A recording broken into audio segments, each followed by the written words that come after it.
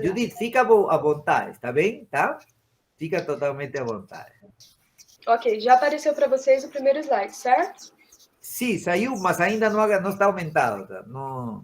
Não está alargado.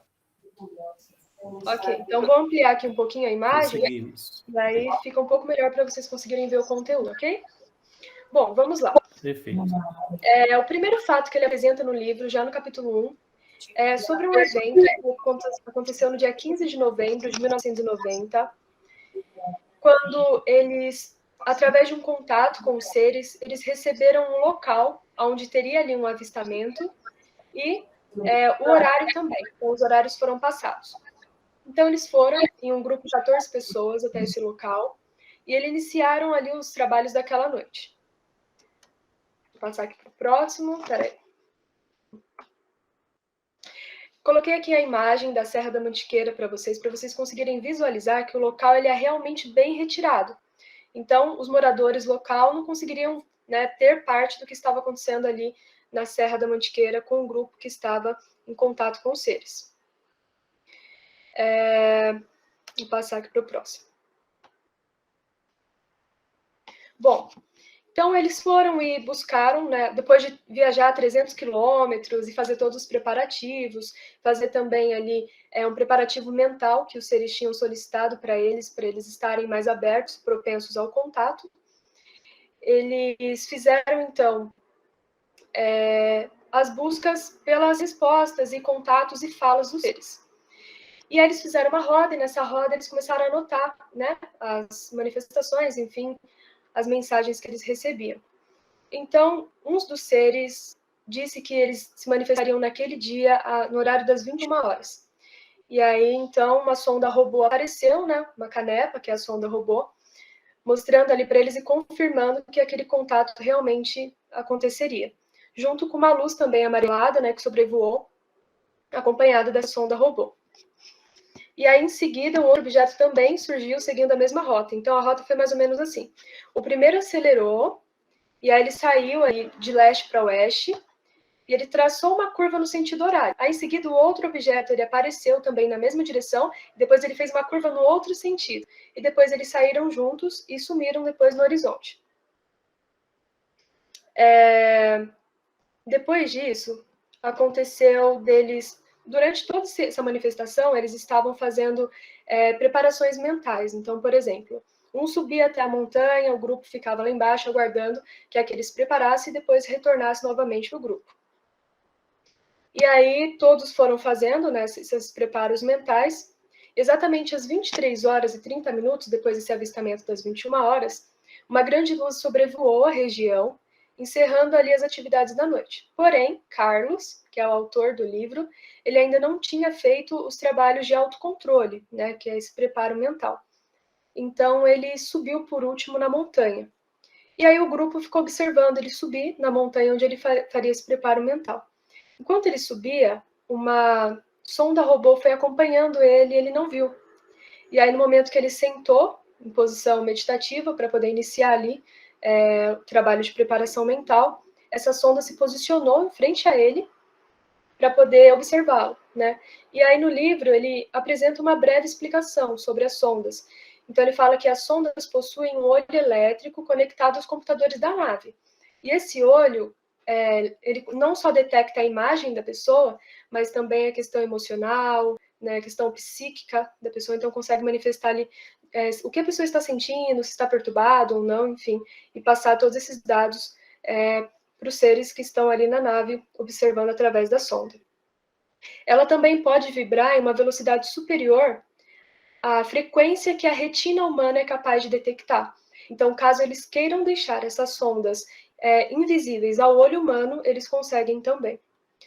Os tamanhos podem variar também de acordo com a função, e as cores podem ser laranja, azul ou amarela, e avermelhada também de acordo com a função que essa sonda robô tem.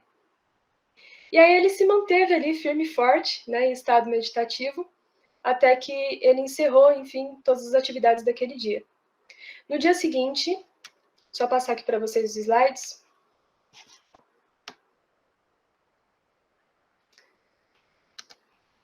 Me empolguei aqui, esqueci de passar o dado. Peraí, agora o sábado. Então, no dia seguinte era o sábado, né, dia 17, ele recebeu a seguinte mensagem. Coloquei aqui para vocês a frase: prepare-se, às 21h30, todos do grupo testemunharão o encontro físico. Então, novamente, eles fizeram todo o trabalho, né, de preparo, enfim. E assim que chegou próximo das 21h, eles perceberam uma grande luz, uma luz muito brilhante em torno de uma montanha. E aí, nesse momento que essa luz apareceu, era o momento em que Carlos precisava novamente fazer ali o seu preparo mental. Então, ele subiu até a montanha, foi em direção à luz, e essa luz desapareceu, levando ele junto. Só passar aqui de novo. Peraí, só um minuto. Então, assim que ele entrou nessa luz, né, essa luz era uma espécie de portal dimensional, ele foi transportado para uma sala circular, uma sala prateada, enfim, cheia de equipamentos, e assim que ele entrou, ele viu Godard, né, que foi um ser que se apresentou como Godard. Ele era enorme, tinha mais de 2 metros de altura, os cabelos loiros para trás, e ele se apresentou também como componente do conselho de treinamento. Eu até anotei aqui a descrição para vocês sobre o conselho de treinamento. O conselho de treinamento ele é um grupo responsável por coordenar as ações de preparação dos seres humanos para o programa chamado Plano Piloto. Então, esse grupo ele acolhe os seres humanos que estão ali em processo evolutivo e que podem, né, participar e ajudar nesse processo. Eles fazem o acolhimento e o treinamento desses seres humanos. E aí, quando ele viu esse grupo, ele reconheceu 3 seres, né, que é o Onar, o Andar e o Astar. Então, assim que ele entrou ali naquela sala circular, Godard fez um gesto pedindo para ele se aproximar, e ele começou a falar sobre os agravantes da sobrevivência terrena, né? Então, como o homem tem utilizado os recursos terrestres de forma absurda, agravando aí o estado do planeta, né, e diminuindo as possibilidades de sobrevivência na Terra. Então, ele disse assim, que o momento ele é bastante difícil para o mundo e que eles estão empenhados em trabalhar com seres humanos que estejam realmente dispostos a evoluir para ajudar no processo da Terra, né, para que o planeta não entre em extinção, porque caso entre em extinção, não seria apenas uma extinção terrena, mas também uma extinção em escala universal. Então, eles enfatizaram bastante que eles selecionam, de fato, as pessoas que eles querem se apresentar e trabalhar, porque há grupos que buscam ali por fama, por reconhecimento, enfim, e não são essas pessoas que eles buscam, né? Eles buscam pessoas que estão realmente dispostas a trabalhar, mas que não usem aquilo como um mérito pessoal. E eles também falaram sobre o comportamento humano. Então, por que são tantas pessoas que são, né, contatadas e nem todas conseguem lembrar desses contatos, o que é que acontece nesses casos? Então, ele explicou que, devido às transformações do meio ambiente, devido às transformações alimentares, isso foi causando nos seres humanos uma redução cognitiva, uma calcificação também, o que impossibilita nós, seres humanos, de ter plena consciência após um evento desse, que ocorre geralmente em plano astral ou em plano físico também. A gente geralmente não consegue memorizar tudo por conta dessa mutação que foi ocorrendo ao longo do tempo por conta do ambiente e alimentação.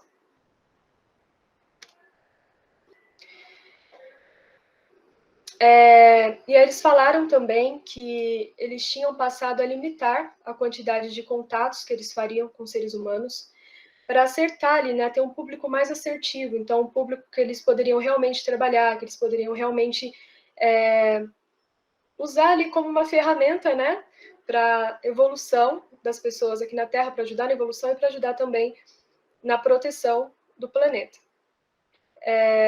Eles falaram que a real aproximação, o real motivo da aproximação deles é ajudar a humanidade a despertar o seu estado de consciência, porque senão nós vamos sofrer uma destruição em escala universal.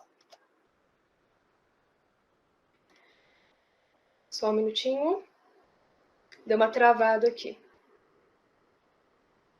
Então, Onar, que era um dos seres que estavam com ele, dispensou ele, né, o Carlos, e disse que eles continuariam auxiliando as pessoas que realmente queriam evolução, as pessoas que realmente estavam dispostas a ajudar. E ele falou muito sobre a questão de amar o próximo, né? Então ele fez uma explanação gigantesca de páginas e páginas falando sobre a importância do amor ao próximo, a importância de, não só na teoria, mas de amar as pessoas na prática, amar o lugar em que vive, né, o planeta, e ajudar, através da frequência do amor, elevar essa escala terrestre. Depois, um pouco mais para frente, ele fez também, o próprio autor, né, que já entra a fala do autor, ele fez uma explanação sobre o que fundamenta a sociedade. Então, por conta, por exemplo, das competições sociais, dos status sociais, ele fez uma reflexão de que a gente nasce, se desenvolve, trabalha e morre. Né? E aí ele estava querendo mostrar no livro que a vida é muito mais do que isso. Nossa função no planeta é muito mais do que nascer, crescer, trabalhar e morrer. Né? Então, ele fala sobre como esse trabalho constante, essa busca do sempre querer mais, traz para a gente implicações em redução de tempo, enfim, e o tempo que nós poderíamos gastar para poder estar ali aprendendo coisas úteis, evoluir, ajudar no lugar que nós vivemos, nós acabamos perdendo na luta, né, e na corrida do ser, do ter. Ele falou também sobre o fato de nós nos preocuparmos muito mais em ter do que no ser. Né? Então, desenvolver mais as questões materiais, esquecendo das questões espiritualistas. Ele fez também um levantamento de dados científicos e geográficos sobre o quanto que a sociedade vem sempre nessa questão mesmo materialista, buscando sempre mais, mais, mais. Então, por exemplo, ele dá alguns exemplos. A pessoa tem ali uma casa, ela quer depois 2, ela quer 3, então está sempre buscando mais. Voltando aqui um pouquinho, só para fazer aqui uma observação, o fato ruim dessa questão de estar sempre buscando mais coisas materiais não é só o fato justamente de perder ali o tempo e focar muito na matéria, mas também o quanto que nós extraímos de matéria do planeta, né, e o quanto que nós temos usado matérias excessivas, chegando ali perto de uma margem de risco para extinção futura. Depois, o próprio autor, ele fala sobre os paradigmas, né? Então, ele fala assim que paradigmas é o que permite a gente ver o mundo da forma que nós vemos. Então, eu até coloquei um exemplo aí embaixo, né? Tem um número que para um é o número 6, para o outro é o número 9.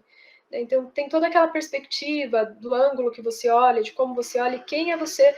Né? Então, quem você é implica muito na forma como você vê as coisas. E o que permite esse campo de visão diferenciado entre as pessoas são os paradigmas que são adquiridos conforme o tempo, né?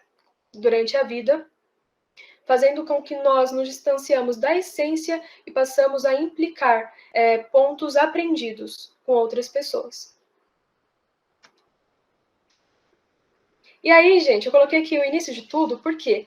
Porque a ideia cronológica do livro é um pouquinho estranha. Eu confesso para vocês que eu fiquei um pouco, assim, confusa em como que eu colocaria no slide, porque o início do livro é o fim, o meio é o início, e assim, tudo assim, né, fora de ordem. Então, o início de tudo, isso aqui é como tudo começou, tá? Então, eu vou explicar para vocês um pouquinho como que o Carlos, ele começou a ter contato com a ufologia.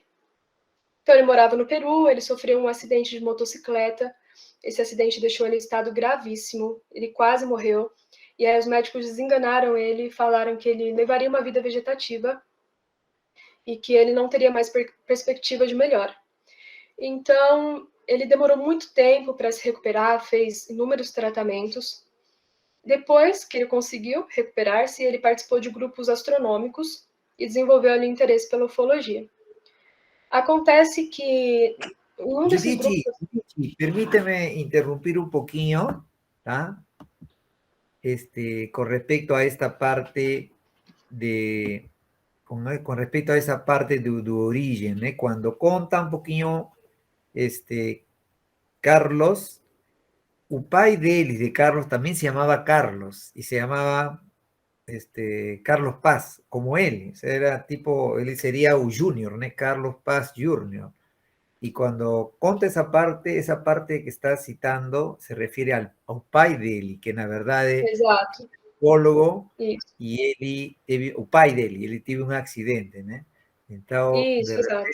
de repente ter cuidado em confundir. ¿Por quê? Porque na época que você está contando, 1990, o Charlie, o contactado que está falando, ele provavelmente tinha 5 aninhos, era uma criancinha, entendeu? Então, ele, depois do pai, o pai dele sobrevivir a esses eventos, e ele, o pai, sendo já se virando ufólogo, né? Ele, o contactado, sendo adolescente, o sea, más que adolescente, un jovencinho, né? Junto com o irmão e outros, tiveram aquela experiência de rama, né? Desculpa, ¿no? Continua, Judy, continua. Não, foi boa observação, até porque eu falando Carlos aqui não pontuei qual dos Carlos era, então foi importante o senhor ter complementado. Obrigada. Então, assim, o pai, Carlos, enfatizando, ele teve contato, ele conheceu um dominicano, e foi a primeira história, né, o primeiro relato que ele ouviu sobre ufologia. Então, assim, voltando um pouquinho antes, eu estava falando sobre o grupo astronômico. O Carlos Pai, ele participava de um grupo astronômico onde ele tentou infiltrar ali a ufologia. Ele acabou sendo expulso do grupo por ser considerado um grupo muito científico e a ciência da época não aderir também à ufologia. Enfim, voltando aqui para o dominicano, esse dominicano conta que ele estava dirigindo e aí ele viu uma luz muito forte e essa luz acabou cegando ele. Minutos depois, o carro desligou sozinho. Ele não conseguia mais ligar o carro, não conseguia mais andar, né? Teve ali um contato ruim. Por trás da luz apareceu um objeto em forma de disco. Então, duas criaturas muito parecidas com seres humanos, apenas com as roupas diferentes, usavam uns macacões assim um pouco diferenciados, eles aproximaram do veículo desse dominicano e começaram a falar com ele em espanhol. E aí pediram que ele se acalmasse, apresentaram-se, né, falaram que eles eram seres que vieram de Ganimedes, que é a maior lua de Júpiter, e ele foi convidado a entrar no objeto, e ficou lá por horas, né? Então, assim, como todas as outras pessoas, a maioria delas, ele também não se recorda de tudo o que aconteceu. Mas aí ele lembra que no interior da nave, ele manteve alguns diálogos, e no livro ele descreve também alguns diálogos que ele se recorda, enfim, e ele também foi submetido pelos seres a procedimentos médicos. E depois, terminado todos os processos, ele foi devolvido de volta ao carro. No dia 22 de janeiro de 1974, já um pouco mais para frente, na casa do Wills, eles se reuniram para tentar a comunicação com os seres. Então, vamos lá, na ideia cronológica. O pai deles estava tentando ali se infiltrar na ufologia, foi expulso do grupo de astronomia, conheceu esse dominicano, que contou o primeiro relato para ele, e ele ficou com aquilo na cabeça, falou, bom, vamos tentar contato com os seres. Nessa época, as crianças já estavam crescendo, que é o autor do livro, já estava crescendo, já era um rapaz, e ele participou dessa reunião de família que aconteceu na casa dele. Então, essa reunião, basicamente, participaram algumas pessoas, e eles tentaram, através do contato psicográfico, né, conversar com os seres. E aí, eles pediram uma prova, eles falaram, ok, se vocês existem, se tudo isso acontece, nós queremos uma prova física no slide está escrito dá, mas foi erro de digitação. Uma prova física. Então, o ser orientou eles que eles teriam que ir a 60 quilômetros dali, que às 21 horas um objeto surgiria, enfim, no dia 7 de fevereiro. No dia 7 de fevereiro eles estavam lá, exatamente às 21 horas um objeto surgiu, né, um objeto grande, luminoso, surgiu no céu. Ele tinha um formato discoide mesmo, né, lenticular, e ele tinha entre 25 a 30 metros de diâmetro. E aí ele ficou uns 25 minutos e depois retornou de novo para o mar. Eles ficaram ali em choque, né? Então, foi a primeira experiência que eles tiveram vendo uma nave, a família ali, né? Ah, mas tem um outro detalhe também. Vale ressaltar que no dia que eles foram, no dia 7 de fevereiro, que o grupo foi para poder visualizar a nave, o pai, Carlos, não conseguiu ir. Então, mais para frente, eles vão pedir uma outra reunião, eu vou mostrar aqui para vocês. Esse aqui era o formato do disco, né, lenticular, que eles viram, exatamente com as descrições faladas no livro. Então, com luzes amarelas e azuis, e esse formato aproximado que eu coloquei, essa imagem ilustrativa para vocês terem uma ideia. Bom, os dias se passaram, eles fizeram um novo contato.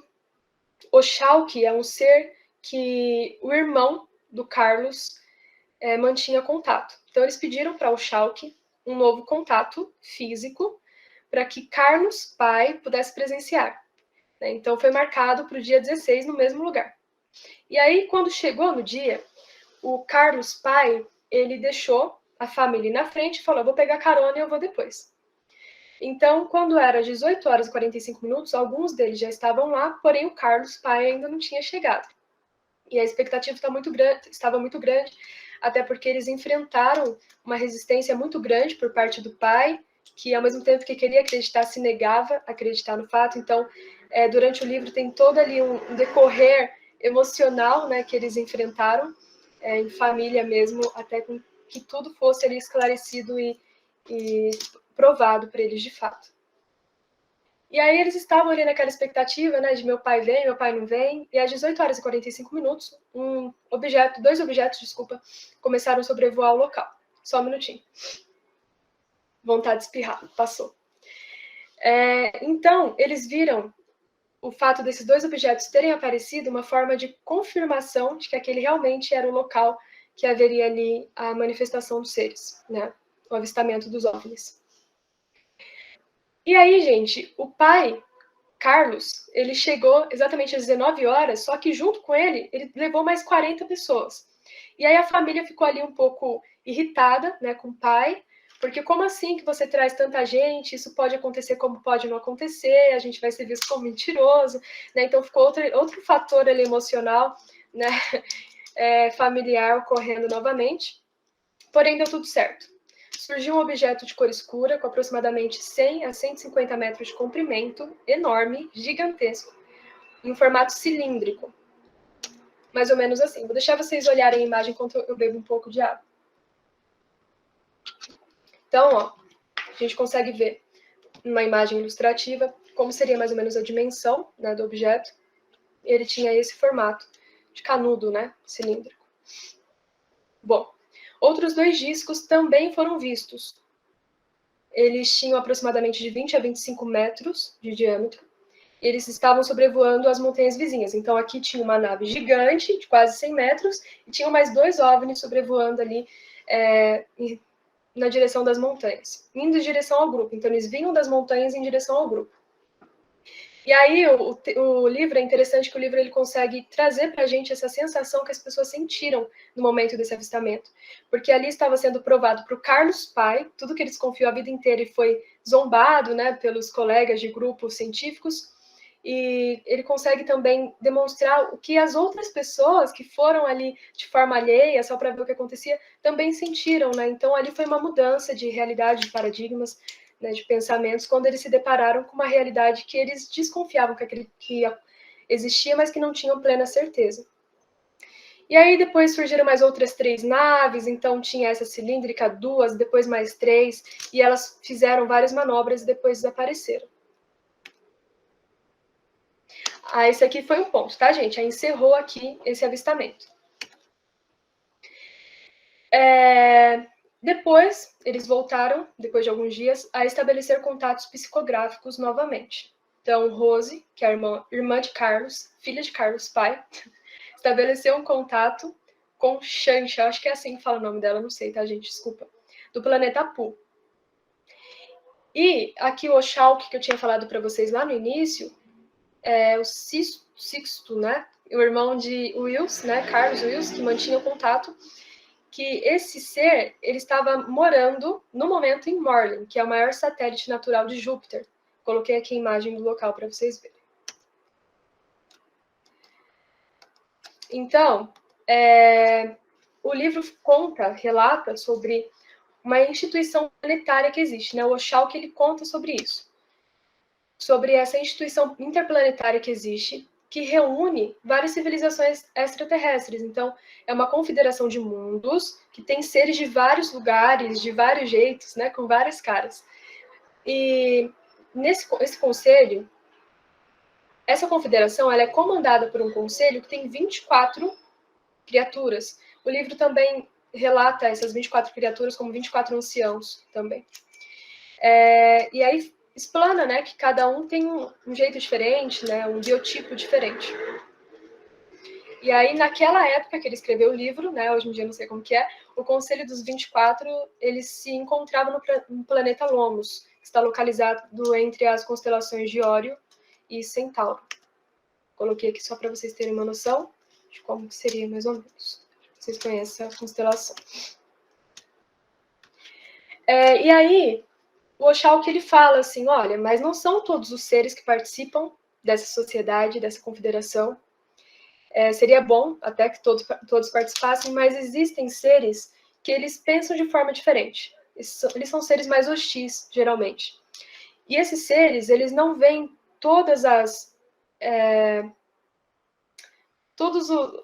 pessoas, todos os seres do universo como seres em processo evolutivo, né? Então, eles não conseguem enxergar que, embora os terráqueos, por exemplo, sejam um povo um pouco mais atrasado, mas está em processo de evolução, né? Esses seres mais hostis, que não pertencem à confederação, eles veem os seres humanos como seres limitados, seres que não têm evolução nenhuma. Então, eles levam esses contatos não só até os seres humanos, mas outros seres também que não estão numa escala evolutiva tão alta, eles levam contatos ruins e hostis até esses seres. Então, submetem esses seres a tratamentos e pesquisas traumáticas, contatos traumáticos e afins.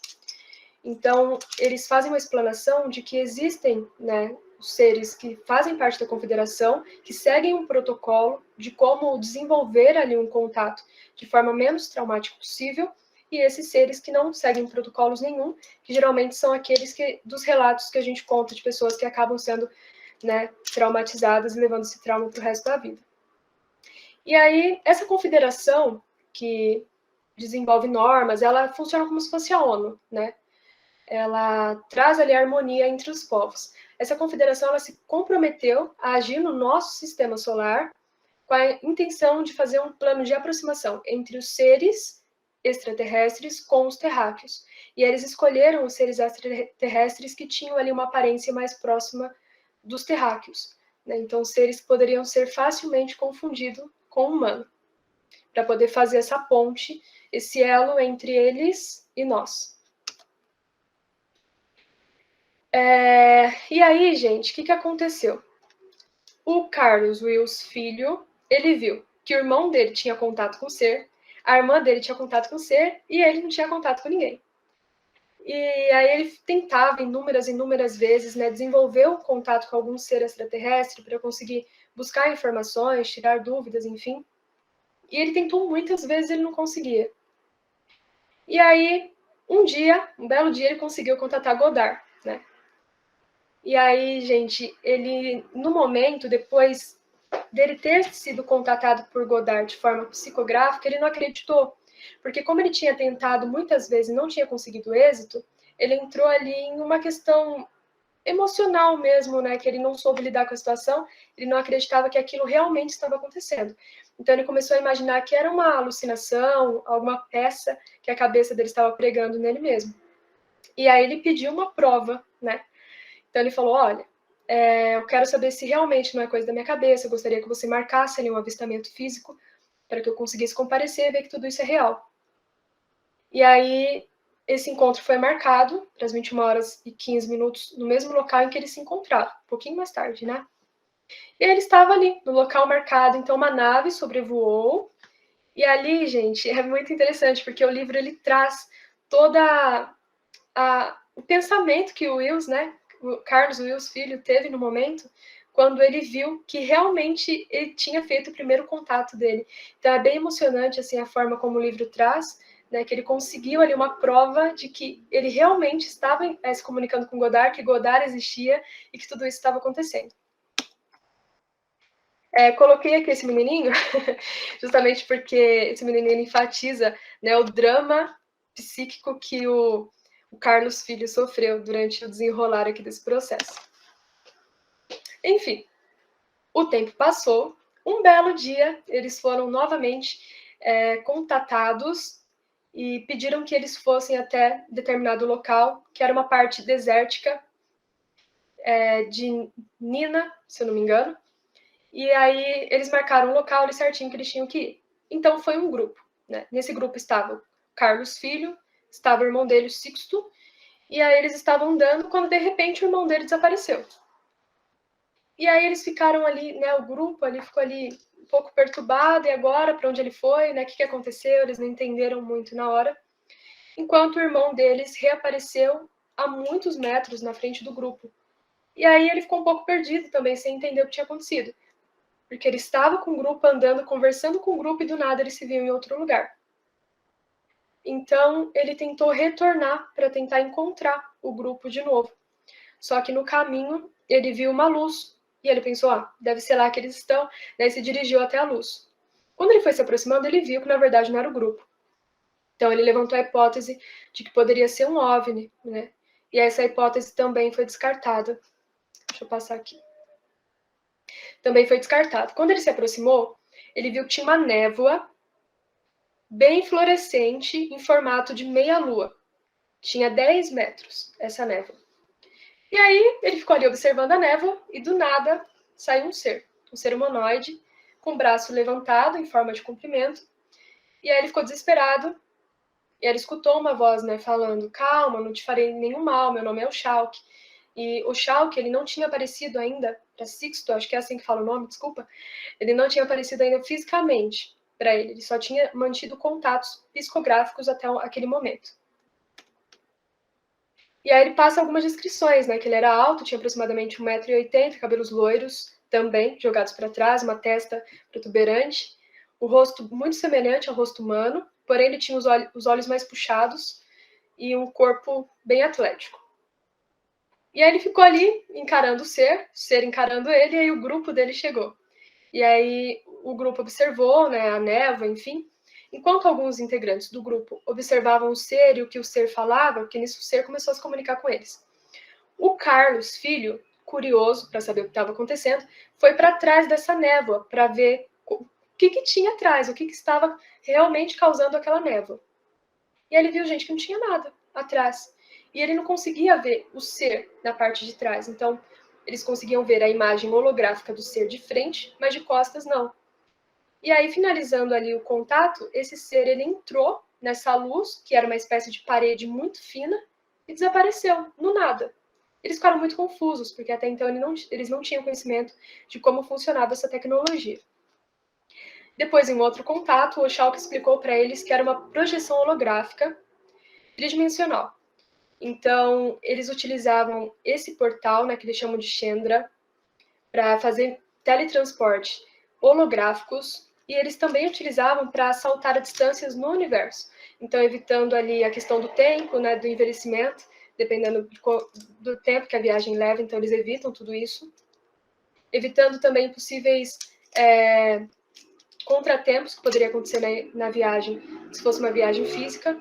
Então, eles utilizando esse portal, eles podem aparecer de forma holográfica e manter ali um contato, como podem também transportar as naves deles. E eles falam que existem 4 tipos de portais, né, tridimensionais, e o quarto geralmente é utilizado para transporte físico, então, para a locomoção das naves. E ele explica que é por isso que eles conseguem dobrar de um ponto para o outro de forma tão rápida, né? Por isso que eles conseguem chegar aos locais de forma mais rápida, utilizando esse Chandra, que é um portal que usa muitas ondas eletromagnéticas. E aí o contato ele encerrou, depois que foi todo explicado, depois que a tecnologia foi totalmente explicada, eles foram convocados para mais uma saída. E aí seria no sábado, e aí eles chegaram de novo na parte desértica de Mina.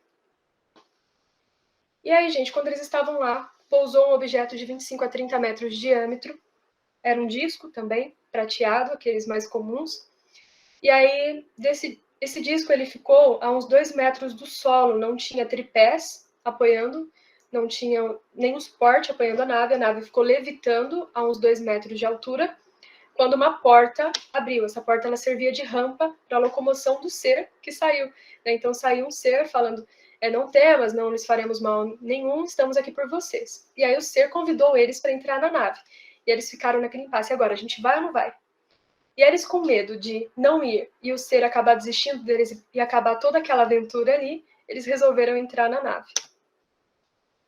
E aí, quando eles entraram na nave, eles viram que o ser ele era muito semelhante ao Shulk, que era o ser que Sixto mantinha o contato. E dentro da nave tinha uma tripulação composta por 2 mulheres, e aí ele fala, né, as características, beleza rara, corpo esguio, e 3 homens de rosto angelical e corpo atlético que observavam eles. Esse ser que recebeu eles na porta, na hora que a porta abriu, se apresentou como Astar Sheran. Coloquei aqui os 2 nomes, porque no livro fala os 2 nomes. E aí o Astar conduziu eles até uma sala de comando, era uma sala toda tecnológica, e ligou uma tela. Quando ele ligou essa tela, o grupo viu o bairro deles, a rua deles, e essa tela mostrava depois a casa do Carlos. E não só isso, a tela depois passou a mostrar a primeira reunião que eles fizeram tentando contato com os seres. E eles ficaram super passados, né? Como assim? Que em todo esse tempo vocês estavam vigiando a gente, enfim. E aí entra de novo naquela questão da sonda robô e o porquê que eles estavam vigiando. Mas aí, depois de todo um diálogo ali falando sobre a questão dessa tela e como que foi captada essa imagem, a imagem mudou. E aí apareceu nada, um deserto, o céu amarelo, muitas nuvens cinzas e uma ausência de vida total, né?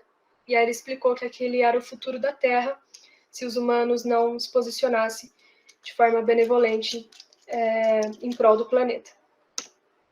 Coloquei aqui a imagem do Astar, que é a mais comum, né, que geralmente todo mundo vê por aí. E aí ele explicou que se não iniciássemos uma preservação radical, em pouco tempo tudo estaria acabado. E aí depois ele faz uma explanação, né, de que o homem não está preparado para enfrentar civilizações, até por isso também que a nossa tecnologia não avança tanto, né, em uma velocidade tão absurda, porque nós não teríamos como, né, não teríamos ali uma capacidade de evolução mesmo para poder lidar com essas tecnologias e com culturas avançadas, outras civilizações. E eles falam que por isso que é importante que a iniciativa de preparação seja por parte deles, e é importante ter essas pessoas que aceitam ser essa ponte entre o mundo deles e o nosso, para receber as mensagens e transmitir as mensagens, preparando a humanidade para, enquanto o avanço tecnológico acontece, a evolução espiritualista também aconteça. E aí, depois, numa outra ocasião, Sixto ele foi convidado de novo por Oxalc para um encontro. Ele teria que entrar no portal. E aí ele entrou nesse portal. E aí foi explicado que esse portal, eles desmaterializam a pessoa ou objeto que quer que seja que entra e faz uma projeção de uma porta de saída. Então, desmaterializa e materializa novamente. Né? Então, eles contam, o autor conta, desculpa, as sensações que eles sentem quando eles passam por essa porta tridimensional. Né? Então, é uma pressão muito grande, muita dor de cabeça, náusea, enfim, ele relata todos os sintomas físicos que eles sentem quando eles fazem essa passagem. E aí, o ser explicou que o Triângulo das Bermudas, o tão falado Triângulo das Bermudas, e o Mar do Diabo, ele funciona mais ou menos na mesma questão. Para quem não sabe, o Triângulo das Bermudas ele está localizado entre Bermudas, San Juan, Porto Rico, e Miami, Estados Unidos. E ele tem ali uma dimensão de aproximadamente 3,9 milhões de quilômetros quadrados. É uma área gigantesca que está localizada e é responsável por inúmeros desaparecimentos de aeronaves e embarcações. E já o Mar do Diabo, ele também é conhecido como Triângulo do Dragão ou do Pacífico, porém ele está localizado próximo da ilha de Guam.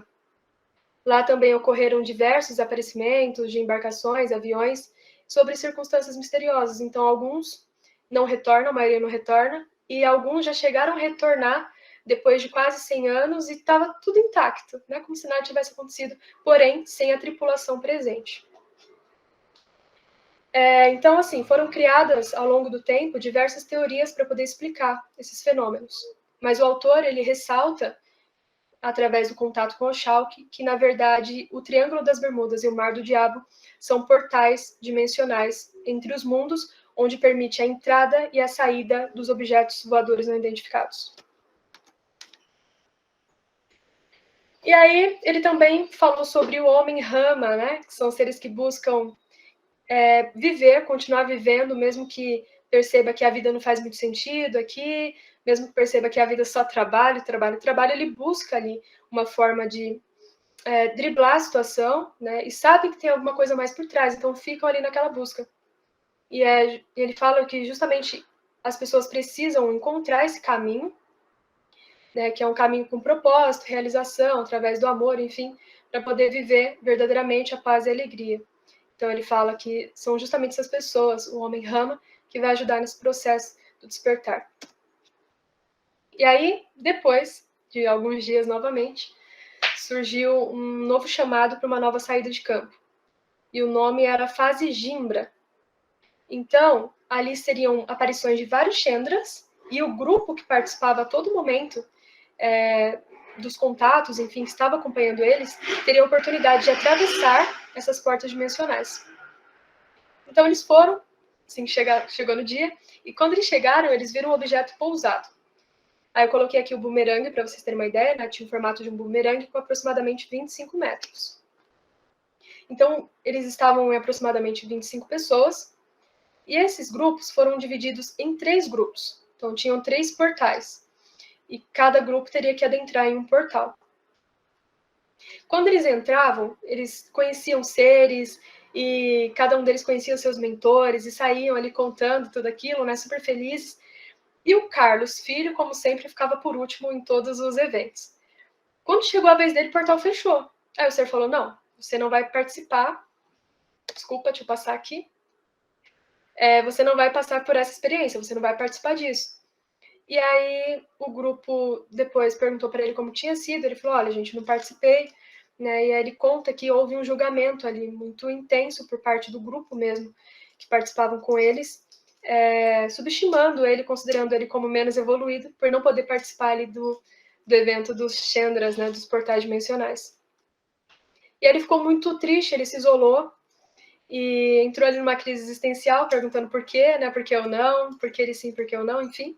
E aí ele recebeu uma mensagem de Godard, pedindo para que ele fosse num local um pouquinho mais afastado, seria um pouco atrás da montanha, retirado para que ninguém visse. E aí ele pensou, não tenho nada a perder, né? Então ele foi e resolveu ir.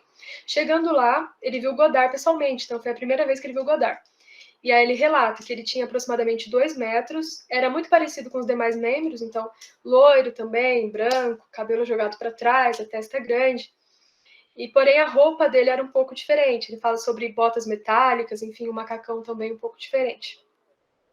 E aí o ser se apresentou para ele, né? Falou, sou Godard, enfim, acalmou ele porque ele estava bem nervoso.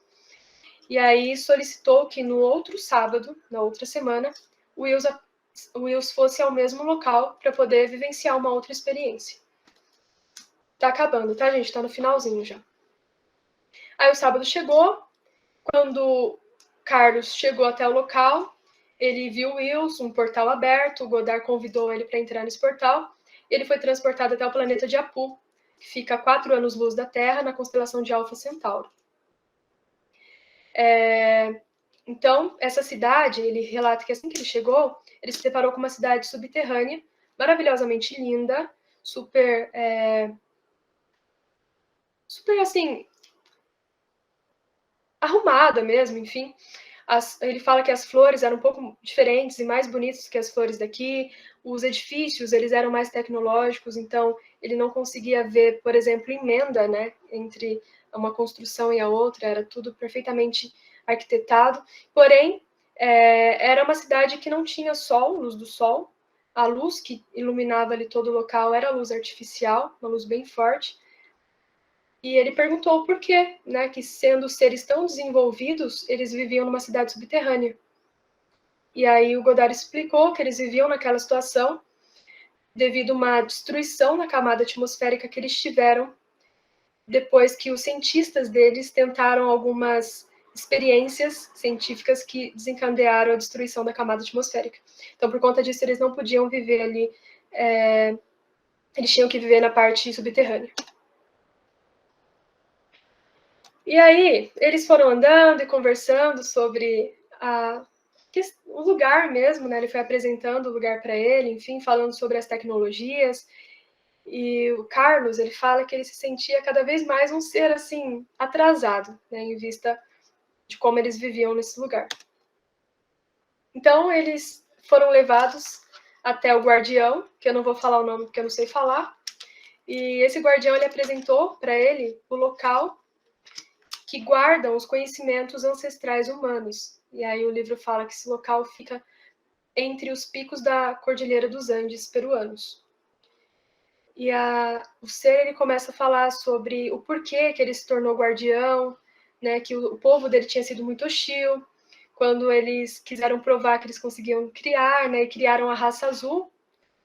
E aí foi necessária a intervenção desse outro ser também, que eu não sei falar o nome, para conscientizar os seres do Guardião, né, o grupo ali da civilização do Guardião, de que eles não poderiam continuar procedendo dessa forma.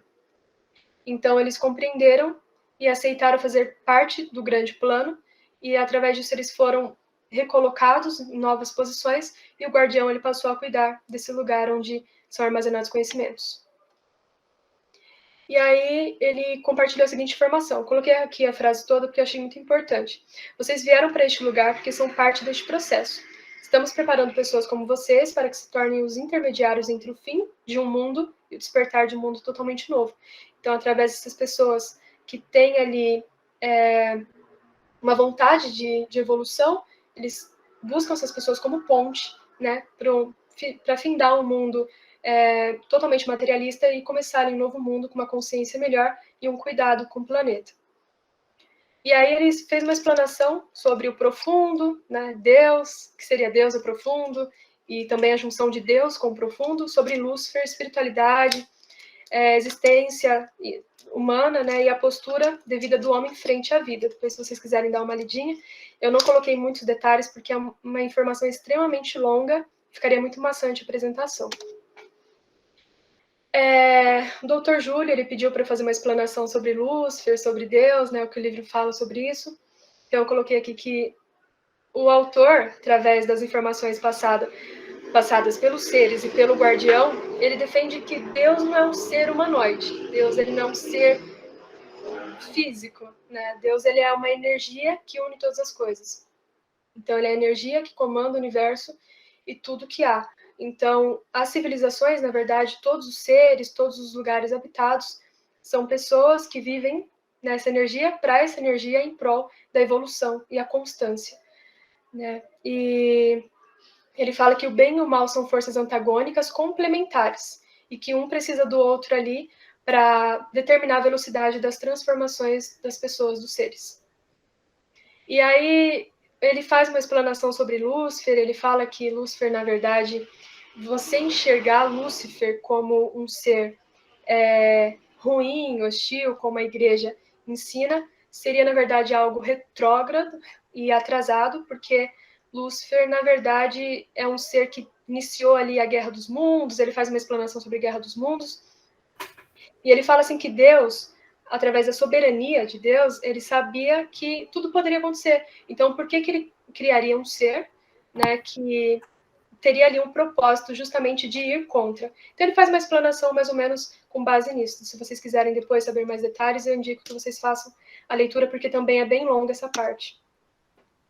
E aí, depois de todas as explanações sobre espiritualidade, eles receberam uma mensagem do Astar falando que quando eles retornassem, os meios de comunicação estariam abertos para eles e que eles deveriam contar ao mundo que eles estariam trabalhando com eles, com um grupo, né, de Carlos. E aí, depois de toda essa aventura, de toda essa experiência, de todos esses relatos, o grupo de Wills e Carlos Wills, né, que hoje em dia esqueci o nome dele, gente, de agora, mas enfim.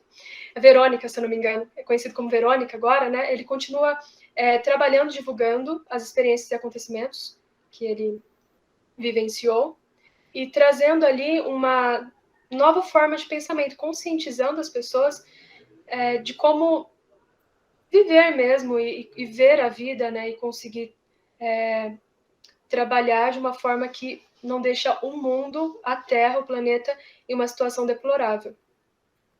E aí ele fala, né, que uma mudança de postura deve acontecer, que é necessário que haja disposição de aprender a viver dignamente, como criaturas pensantes, na plenitude do potencial e capacidade. Aí ele fala que tem que contribuir de forma positiva, construtiva, para a preservação do planeta antes que seja tarde. E por último, aqui, só para finalizar, eu coloquei uma frase, a frase que eu gostei mais no livro que eu escrevi, que fala: o homem abandonará o seu casulo de transformação e tornar-se-á um cidadão cósmico quando souber viver harmonicamente consigo mesmo. E é isso, gente. Muito obrigada. Parabéns, Judith, parabéns. Muito boa a tua apresentação, na verdade é muito impactante, né? Essa impactante a história, né? Na verdade, qualquer pessoa que não conhecesse o contexto e participasse na tua apresentação diria: parabéns, Judith, por contar essa novela de ciência ficção, entendeu? Com certeza. Porque, na verdade, quando a gente entra o conteúdo das experiências e das informações que recebem pessoas como Charlie, como Sixto e Ricardo González, né? Quando você tem opinião, acho que muitos de vocês leram a obra, llega um momento que a leitura se detém, para.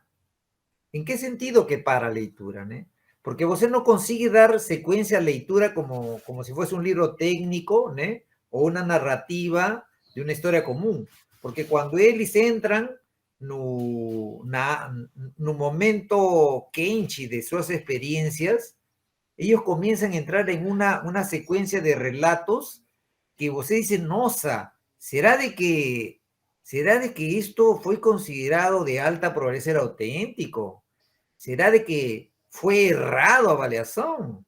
Entonces, porque entra en una secuencia de relatos extraordinarios, la verdad. Então, en ese sentido, a leitura fica detida, porque você para, reflite, pensa, depois avança, para, reflite, né? Porque são muitos conceitos. Somente do que você apresentou, que é uma parte, né, das experiências deles, informações, a gente poderia comentar horas e horas. Eu anotei duas coisas, só duas nomás, mas assim, você colocou muitos mais, né? Por exemplo, no início, fala que Godard, né, passa informação que no indivíduo, no humano, né, mudanças genéticas aconteceram principalmente a través do meio ambiente e da alimentação, que mudaram geneticamente e, de certa maneira, condicionam de uma maneira negativa para um processo de evolução positiva, né? Isto, na verdade, agora, que isso foi falado no ano 75, no ano 80, já passou mais de 40 anos já. E agora, de fato, cada vez mais a ciência demonstra, através dos alimentos industrializados, através dos consumos de produtos animais, né? Por uma parte, e por outra parte, também o ambiente, das ondas eletromagnéticas, o barulho, contaminação ambiental, que afetam diretamente sobre a saúde. E isto se perpetua, né? Então, todas essas informações que passaram, né, se confirmam atualmente cientificamente.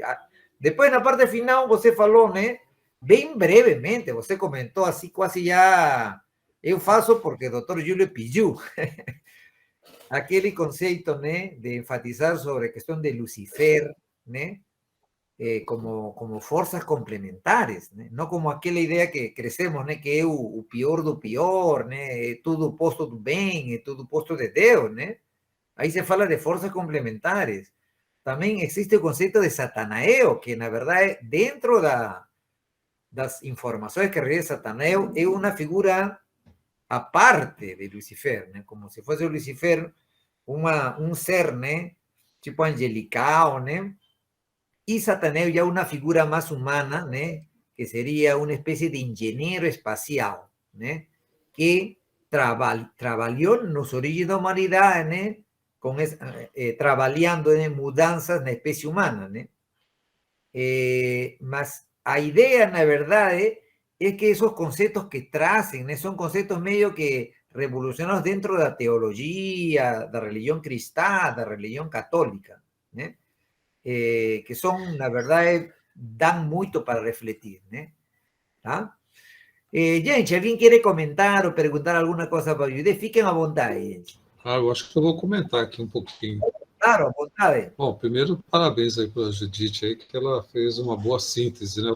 Eu li esse livro, aliás, eu tenho esse livro, Os Semeadores de Vida, eu, inclusive, dei de presente. Eu acho que, nossa, eu fui, inclusive, em Barueri, que lá tinha aquele projeto Rama, e eu tive lá no teatro, em que ele, enfim, fazia a apresentação do projeto, e, enfim, fazia convites para quem quisesse participar do grupo, acho que era o Grupo Rama. E cheguei até aí na casa dele, mas, enfim, ele não estava lá, o Charlie, né? E com relação ao livro Semeadores de Vida, tem desses conceitos, acho que o primeiro, né, acho que o primeiro foi a história dos Chandras, né, e aqui no momento que ela falou dos Chandras, isso me remeteu a 2019. Em 2019 eu fui para Búzios com a minha esposa atual agora, né, e a gente estava numa praia, acho que era a praia de João Fernandes, e a gente estava de noite ali, né, deitados na beira da piscina, olhando para o céu, né? Aquele céu azul, com estrelas, né? E a gente conversando animadamente, acho que isso era umas 8, 9 horas da noite. E aí, repentinamente, ela virou para mim: você viu aquilo? Eu falei: vi. Pessoal, sério, eu vi como se fosse um portal. Como assim, né? Eu nunca tinha... vi isso nos filmes de ficção, nos livros, né? Como no caso do que a Judite falou do pessoal lá do Charlie, né, do Semeadores de Vida, mas eu vi, o momento que eu vi foi na hora que eu vi algo entrando e aquele negócio fechando. E a minha mulher, que ela não gosta das coisas, virou para mim: você viu isso? Eu vi, nós dois, na parada, vamos ver o que a gente viu, né? Lógico, foi uma coisa tão rápida que eu compartilho com poucas pessoas, né? Mas assim, só para contar que essa história do Chandras, tem duas coisas que me chamam a atenção. Essa foi a primeira, porque eu vi isso, né, acontecer. E a segunda, aquele relato do Bruce Jernon, não sei se vocês se lembram, de 1970, daquele piloto que pilotava aquele avião Beechcraft, que saiu das Bahamas indo para Nova York, eu até me lembro a data, 4 de dezembro de 1970. Ele estava com o pai e com o sócio nesse avião, monomotor, e uma viagem supostamente que levaria 1h30 ali no Triângulo das Bermudas, que agora é o segundo tema que a Judite trouxe, né? Eles estavam viajando naquela área e, repentinamente, ele viu nuvens escuras. Quando ele decolou, ele já viu a primeira nuvem escura, né? E ele cruzou a primeira, muito turbulenta. Quando ele viu a segunda, uma nuvem que era meio amarelada. E ele entrou naquela nuvem e aquela nuvem começou uma turbulência, ela começou a se fechar.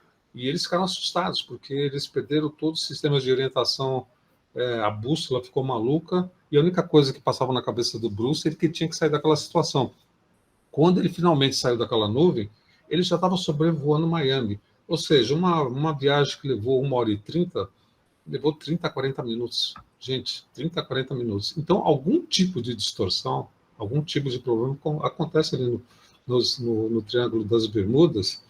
E saiu relatos, ele tem um livro dele, físicos trabalharam para tentar ajudar e tentar entender exatamente o que aconteceu ali, que uma viagem de 1h30 e está lá relatada, porque você sabe, as pessoas fazem voo decolam, você tem o momento da decolagem do avião, o momento do pouso, e não tinha como ele ter vencido aquela distância em 35, 40 minutos, né? Então, foi muito legal quando a Judith tocou nesses dois temas. Automaticamente eu me senti transportado para essas 3 situações que eu acabei de acordar, de lembrar, né? Super agradeço, Judith. Muito legal. bom. Legal, Valmir, legal. Dirceu, fica à vontade, Dirceu. Boa noite a todos. Parabéns, Judith, pela sua explanação, um ótimo resumo da obra. A gente sabe que é uma obra bastante grande, né, do Cícero Paz Wells. E a minha pergunta é o seguinte: já que você fez toda essa pesquisa aí, né, em cima da obra dele, parte da obra, né, que a gente sabe que ela é bastante extensa, a gente sabe que ele teve contato, né, com esses seres, e eu fico meio na dúvida: será que seria um contato psíquico ou físico? Ou, de repente, simplesmente por meio de projeções, né? Projeções, me esqueci o nome agora, do tipo de projeção. E você encontrou alguma prova? Por exemplo, tem partes do livro, eu não sei se foi esse livro que você leu, há até a participação de um periodista, né, um jornalista. Creio que foi o Shaw que permitiu que pudesse levar um jornalista para fazer toda um registro, né, da aparição, né, e tal, das naves. Você sabe me dizer, Judith, se existe, não sei se em livro, ou de repente em alguns jornais, né, do Peru, se tem algumas fotos, de repente, o Dr. Júlio, que conhece mais a obra, se tem alguma foto tirada por jornalista junto com alguma coluna, né, em jornais. A gente sabe que na década de 70, né, onde foi a maior parte das aparições, né, que ele viveu a experiência, ele, o grupo todo, o grupo Ramos, os irmãos, né, o pai e tal. E a gente sabe que era carente de equipamentos de registro, né? Celular não existia, era difícil uma pessoa ter uma filmadora profissional, então isso daí detinha mais um jornalista, né? Uma pessoa que estava acostumada na área de notícias. Então, você tomou conhecimento se, de repente, as autoridades peruanas ou, de repente, a mídia, né, na época, conseguiu captar, guardar alguma foto, né, de algo tão interessante para a época? Você tem notícia? Porque os livros a gente olha, infelizmente eu não tenho uma foto, né, diferente de alguns livros de ufologia, que pelo menos uma foto eles trazem para poder mostrar tudo aquilo que eles vivenciaram. Essa é a minha pergunta. Bom, então foram 2 perguntas. Eu vou falar sobre a primeira primeiro, né? E aí, depois, se o Dr. Júlio souber de alguma imagem, enfim, quiser complementar, eu abro espaço. Em relação aos contatos, pelo que o livro descreve, foram contatos físicos, e alguns, sim, através do astral. Os que ocorreram através da projeção astral foram os contatos psicográficos que eles desenvolveram, onde só um deles via um ser, ou só um deles ouviam a mensagem que o ser transmitia. Né, que é geralmente as mensagens quando eles, por exemplo, programavam ali um acontecimento, um avistamento, né, em algum lugar. Então, quando eles iam transmitir o local e o horário que eles apareceriam, geralmente era de forma psicográfica. Agora, o restante das aparições e avistamentos foram em plano físico mesmo. Em relação à fotografia, eu revirei a internet em busca de fotografia, eu não encontrei, não sei se foi falha minha ou se realmente não tem. Vou deixar o Dr. Júlio complementar essa parte, por favor. Legal, Dirceu. Na verdade, só aperfeiçoando a resposta de Judith, né? Você perguntou que os encontros, os contatos, a experiência que ele teve foi físico, psíquico ou alguma outra maneira, tipo astral, né? Ou você falou, você falou uma palavra. Projeção astral? Não, ele astral, físico. Projeção holográfica. Exatamente, né? Holografia. Então, te explico. las experiencias tanto de Charlie como de Sixto y muchos otros contactados de Rama, ¿no? Tienen experiencias a nivel físico y grupais, ¿no? Grupais pueden ver, pueden se aproximar a Shendra, inclusive hasta subir una nave. Y tan real es que fotografía, eso que você pergunta, de fato existe muita fotografía. Olha, a ver, não vai dar para enxergar direito, não sei se dá para enxergar direito.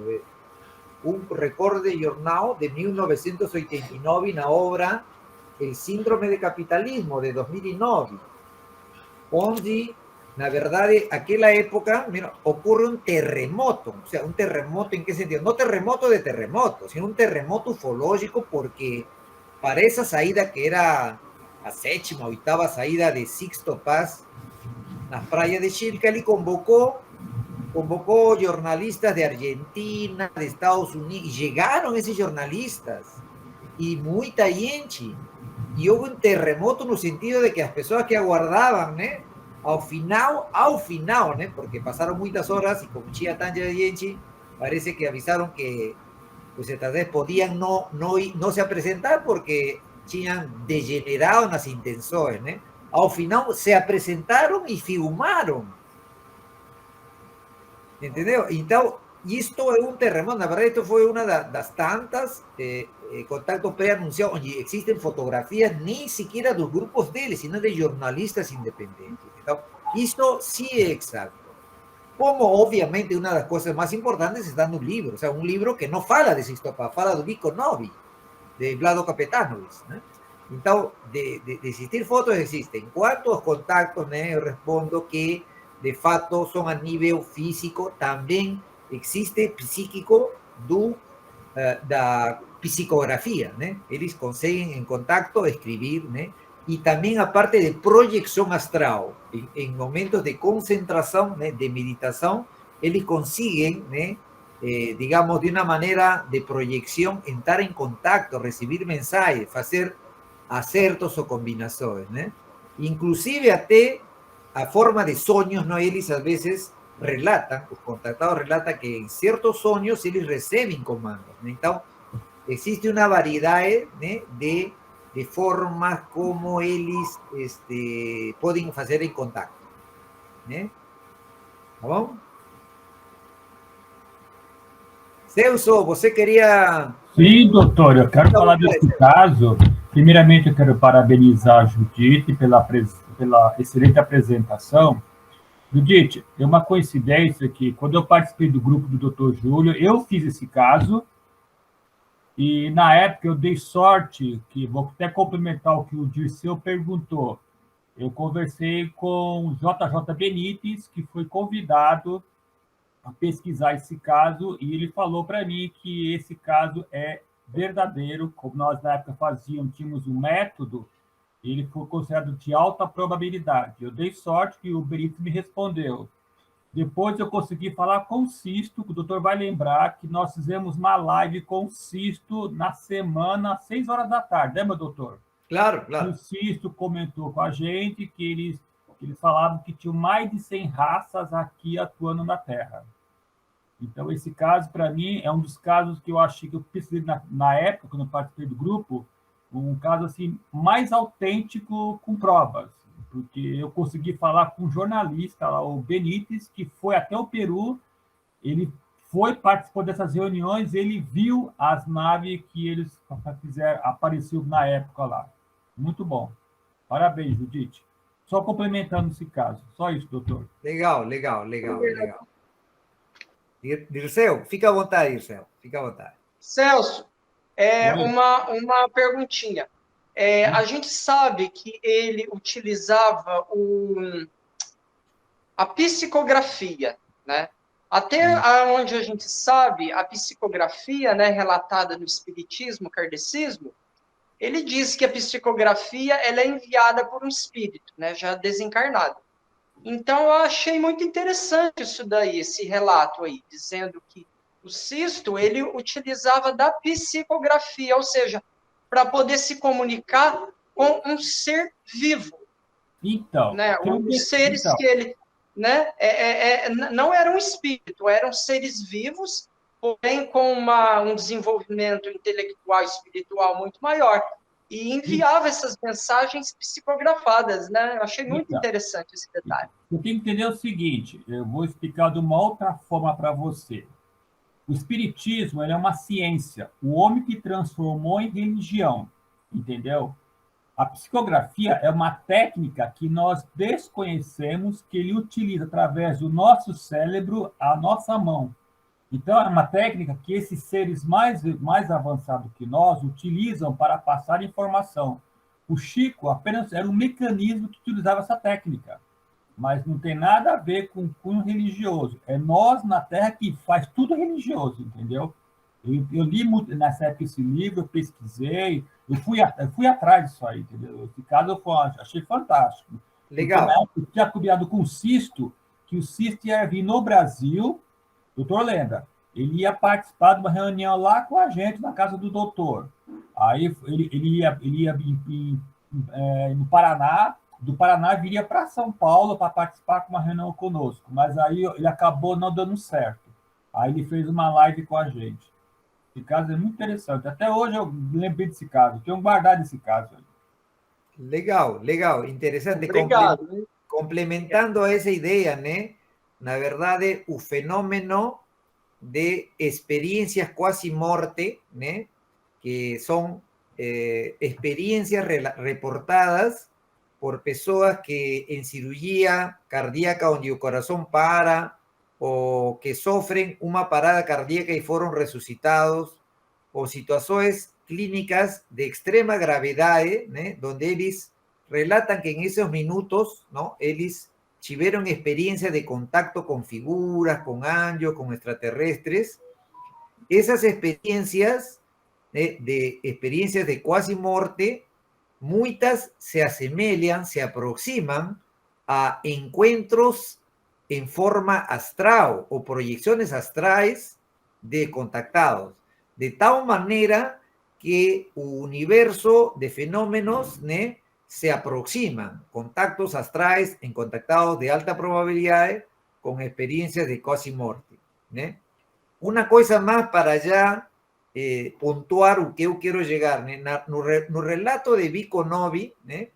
Cuando una apuniana, ¿no? Explica, conta ele a historia de esta apuniana conta al contactado que ella esencialmente era terrestre, o sea, su primera vida fue terrestre no inicio del século XX, y siendo crianza pobre en Europa, ella sofre toda pobreza en una ciudad da ex-Yugoslavia, y después ella con sus hermanos morren na pobreza, y segundo relato, ¿no? Ellas, após morrer, no hospital de una fresa donde tuvieron los últimos cuidados, una luz leva a los cuerpos de ellos, ¿no?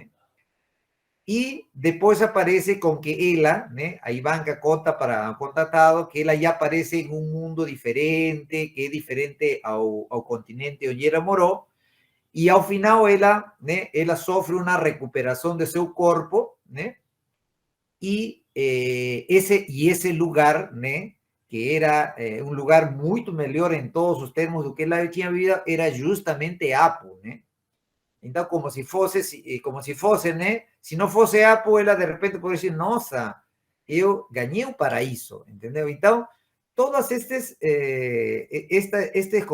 conceitos de experiência quasi morte, de escritura automática, psicografia, dessa questão de viagem a um mundo, né? Continuando a vida, né? Então, tudo se envolve, né? Se mistura, talvez para construir uma nova, digamos, hipótesis ou teoria, né? Da vida depois da vida, né? Que pode envolver, inclusive, contactos e viagens, né? Para outros planetas, né? Então, já entramos em uma questão mais complexa, entendeu? Muito bem, gente. Alguém mais quer comentar? Fiquem à vontade, pessoal. Doutor Júlio, Sim, primeiro parabéns para a Judite, ótima apresentação. O senhor falou sobre Chandra, que aquele caso aqui da Silvia e do Jean, que eles testemunharam aqui em maio passado, parecia Chandra. Parece-me que a descrição de Chandra, que aparece na apresentação da Judite, vem como sendo portal.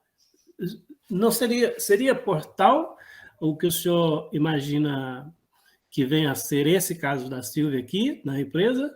Então, ou seria um outro tipo de Chandra? Sim, algo sim. que não seja portal? Justamente quando você coloca no grupo, né, a foto dessa imagem, né, me chama muito a atenção, né? O que me chama a atenção, né? A descrição do Chandra, né, tanto de Ricardo González, é uma espécie de semi-esfera, né? Semi-esfera, que obviamente quando uma pessoa tem a permissão, né, se encontra, pode entrar, né? Ela entra, é uma espécie, se comporta como uma espécie de portão estelar através do qual você pode se deslocar, né? Eu não sei bem, não entendo se ele fisicamente se desloca ou se desloca em um corpo astral, porque isso não fica claro para mim, ¿no? Pero es un portão estelar, né? Só que me chama a atenção, na verdade, na fotografia que você apresentou é a forma, né? Alguma forma. Okay. O que eu perguntaria é o seguinte, né? Já que elas estiveram lá, já que vocês estão mais próximos, né? Eu perguntaria, né? Porque isso foi lançada como nem como uma hipótese, mas como uma especulação, né? Diferença entre especulação e hipótese é que hipótese você levanta sobre algo mais forte e especulação sobre algo mais fraco. A minha pergunta seria, na verdade, né? O que estão pensando que poderia ser, né? Porque se eles viram e registrou a câmera, de fato, não é um problema da câmera fotográfica, né? Se elas viram e elas fotografiaram, né? A pergunta é qual a explicação, né? Qual a explicação que eventualmente eles estão pensando que poderia ser? De repente alguém que estava nadando e insuflou um balãozinho, será de que... O sea, qual é a explicação que eles estão pensando, né? Porque acredito que eles são os primeiros que vão a dar a ideia que pode ser, né? Mas no caso da Silvia, foi a Silvia que viu. O Jean é cego. Ele não viu. Tá. Maria, ela estava do lado, só sentiu, percebeu a reação dela. Certo, certo. E o objeto, a luz, ela se afastou, mas sem fazer oscilação, sem subir. Vamos dizer assim, a beira da represa teria uma extensão de uns 30 metros ali. E ele precisaria, para que ele pudesse se deslocar no horizonte, subir um pouco para aquela área de terra que não estava com água e subir além para transpor a barreira de mata que tem ali. Sim. E então ele não faz esse movimento. O que ele faz é, do lugar em que estava, ele desaparece, ele se afasta. Ele se afasta como que não tivesse nada ali, na verdade não tivesse a praia, vamos chamar assim, aquela beirada de represa, né? Como se não tivesse mata nenhuma ali, o objeto simplesmente se afasta como se estivesse sumindo dentro da matéria. Dentro da imagem, me dá a impressão que ele está, essa suposta imagem, ele está sobre a água, não é? Sobre a água. E não é foto, não. Não é foto, não. A cúpula. A cúpula fui eu quem desenhei sobre a imagem. Ah, você desenhou? Não houve foto da luz, não. É a partir do testemunho dela, você pode olhar lá que está lá como ilustração. Então aquilo que você mostrou tanto no WhatsApp como agora, que é muito amarelo patito, Isso. amarelo pato, é um desenho, digamos... Foi baseado no depoimento dela. É outra coisa. Aí, eu não fiz tinha entendido. Eu pensei que essa imagem era parte da fotografia, né? Exatamente. Não é parte da fotografia. Aí, é uma inserção... Claro, aí fica mais questionável, né? A força de ser um Chandra, porque na verdade não tem esse registro fotográfico. Não. Outra coisa que ia colocar é que os Chandras são descritas, o sea, que eu lembre, dos Chandras descritos, todos foram sobre terra, né? O sea, que eu me lembre, né? O sea, montanha, terra, vale, né? mas não me lembro de ter sido relatado pelos contratados de Schendra sobre a superfície de água, não me lembro, né? Então agora fica, né, de repente essa hipótese, que de repente, se não tem essa imagem clara, de repente pode ter outro tipo de interpretações, não? Eu tenho aqui uma opinião, mas é claro, isso aqui é minha opinião particular, com base naquilo que eu já estudei. Basicamente, no caso desses portais, eles são muito fixos. Ele aparece no local e ele está naquele local, ele não fica se movendo, veja só, com base nos relatos, no que eu já li. Tá? Então, especificamente no que você relatou hoje, Wilson, aquilo para mim é um objeto, não é um portal, porque o portal ele não se mexe, ele surge um ponto ali, e a partir daquele ponto uma pessoa pode sair dali, ou você pode entrar ali e ser teletransportado para algum outro lugar, né? Então, isso aqui, eu vou falando, aqui não é sobre o certo e sobre o errado, mas aqui particularmente a minha visão, tá? Eu estou pensando, na verdade, quando uno vai na praia, não tem essa coisa de plástico para tipos salva-vida.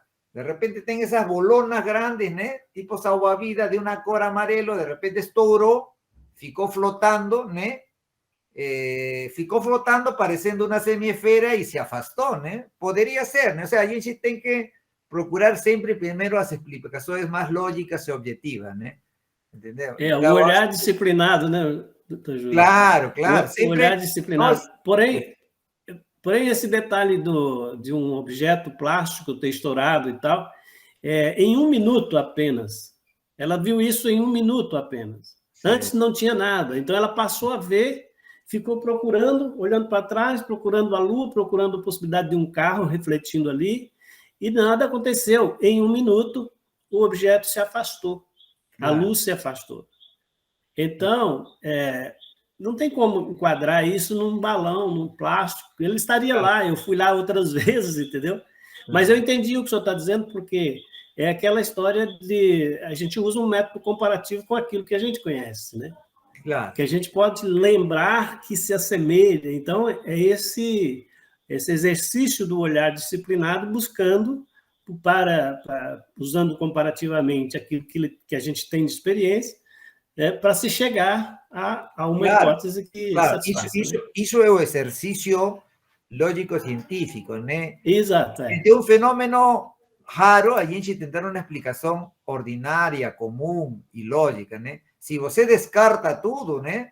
E os elementos se mantêm, aí você pode levantar aquilo que é o extraordinário, né? O sobrenatural, né? Isso é o raciocínio, né? Ondina, fica à vontade, Ondina. O áudio, teu micrófono. Tu micrófono, ativa tu micrófono.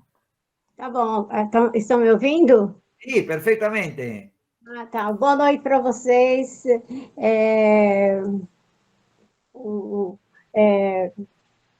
Parabéns para a Judite. Ótimo. Ótima palestra. E os comentários de vocês estão ótimos, tá? Pena que está acabando já, viu? Tá? A gente poderia passar a noite falando, né? Mas, sim, aí porque na verdade, uma coisa que não vou falar, que um dia vai, porque já falamos também, mas sempre é bom lembrar, né? Olha, Judite, presta atenção. Tá? Tchau para vocês. Tá? Legal. Veja bem, nosso método, né, chega à conclusão, né, de que casos como Charlie, ¿no? Pueden ser considerados o son concluidos como experiencias de contacto de 5º grado de alta probabilidad de ser auténtico. Eso técnicamente, para ahora digamos, fue auténtico. Nos acreditamos que él teve un contacto extraordinario. No, eso acreditamos, ¿no? Pero hay parte, una cuestión, las cosas que él recibió, ¿no? Las informaciones sobre tudo que você colocou, luz veo, o futuro da humanidade, né? Se todas estas informações, né, são reais, autênticas, isto é outra história, entendeu? Isto é outra história. Nós, a princípio, né, como sempre, frente a uma entidade que parece superior a nós, né, obviamente, né, são anjos, extraterrestres, evolução, nós temos essa tendência talvez por um complexo de inferioridade natural frente ao ser superior, de rendir uma pleitesía, eventualmente acreditar tudo. Colocar eles como sabedores de tudo, né? Exatamente. Deuses. O sea, vemos a eles, antigamente olhavam como deuses, nós olhamos como ETs, irmãos brother, etc. A questão de se que todo foi dito para ele, como para os outros, né? Porque tem outros contactados autênticos também. Se tudo pode ser considerado autêntico, é verdade, isso é outro assunto, muito mais complexo, muito mais profundo. Aí cabe a possibilidade que, de fato, eles sejam honestos, esses extraterrestres, em todas as vezes que fazem contato, sejam honestos, claro. Seria ideal. Nos facilitariam a vida para entender melhor. Isso, eu fiz um questionamento a Ricardo González, né, em uma entrevista em 2015, né, justo quando entramos, e eu obriguei praticamente, no bom sentido, a Ricardo González, né, que admita, né, que admita que praticamente as coisas que ele repassa nas suas obras, né, eles consideram, né, como verdades, mas isso baseado na fé. O sea, na fé dele, né, e na fé das pessoas, né, mas não, porque na análise racional você diz, tudo que você me fala pode ser verdade, mas tudo pode ser não verdade. Mas também pode ser uma parte verdade e um pedaço não verdade, e o contrário. Pode ser um pequeno de verdade e grande parte de uma falsidade. Só que já, para isso, entramos em uma parte muito mais complexa, né? Antes de chegar, como por parte, temos que avançar, primeiro temos que chegar à conclusão de que, de fato, o fenômeno falou que é real, material, né? E que tem várias modalidades, né? Várias entidades, né? E que hoje fazem um contato avançado, né? E que todas essas informações têm um significado. Eu, pessoalmente, acredito que tem um significado e tem uma utilidade. E tem, de certa maneira, talvez um objetivo no destino da humanidade. Agora, partir para essa questão de quanto que é verdade, isso já é um campo, né, que vamos a ter, né, para frente muito para refletir, para evoluir no nosso entendimento, entendeu? Então, isso... O segredo é reter o que é bom, né? Reter o que é bom e o que é relevante, né?